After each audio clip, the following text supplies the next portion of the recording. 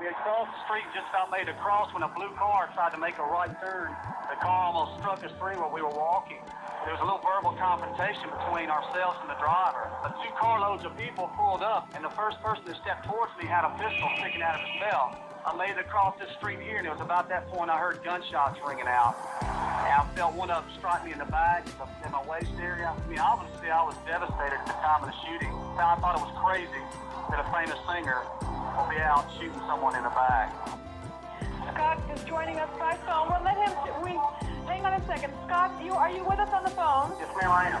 Okay, he's on the phone from Atlanta, and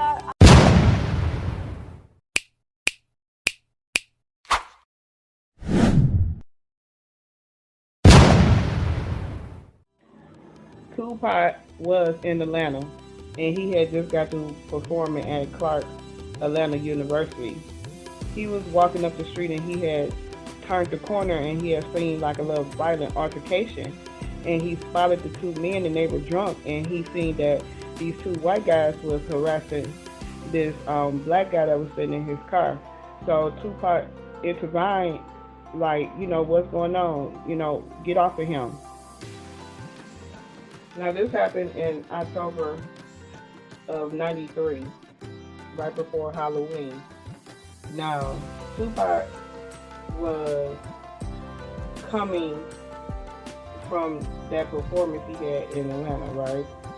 Now these 2 cops, Mark Whitwell, he was 33 at the time, and his brother Henry. Scott, are you with us on the phone? Yes, ma'am, I am. Okay, he's on the phone from Atlanta, and I just want to see, you were off duty the night that this happened? Yes, ma'am, that's correct. And these cars just pulled up, and one of the people in the car was Tupac Shakur? Well, I learned later that the person that shot was Tupac. You didn't know at the time? No, ma'am, I did not.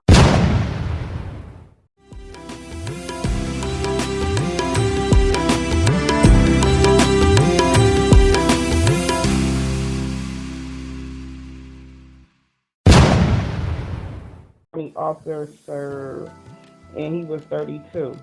Okay, they had just got through celebrating. One of them had just got married. They were celebrating, and they had said to an unrelated driver, they got into an argument that led to the 2 brothers fighting the black driver. So that's why when Tupac turned the corner, he was able to see what was going on, because at that time the 2 off-duty police officers were basically jumping this man. So they were dressed in plain clothes and immediately unrecognizable that they were police officers. So Tupac fired 3 shots from a 9mm Glock. 2 of the bullets hit the white wheel. Mark 1 shot in the abdomen, and the other brother in the buttocks.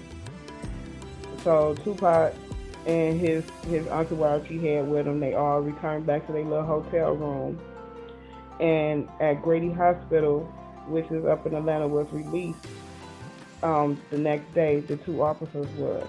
So Tupac had pleaded not guilty.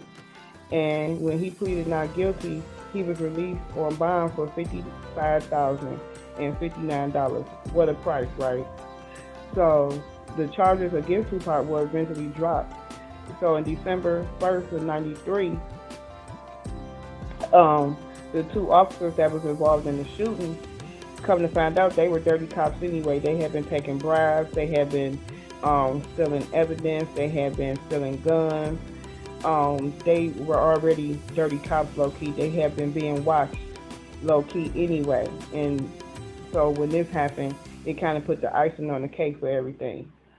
So at the hearing, they had in Fulton County, and in the hearing they were saying that both officers had carried guns that were stolen from the Henry County Police evidence locker. And one of the brothers actually snitched on their own self and said yes, that was true. Tupac had stopped to help as a good Samaritan and fired his gun in self-defense. And that led to the charges being against him dropped. But people were saying if this was a different time and different day, that Tupac would have definitely done time for shooting both of those cops. The district attorney dropped all the charges against him, and one of the brothers, named Mark Whitwell, resigned 6 months later.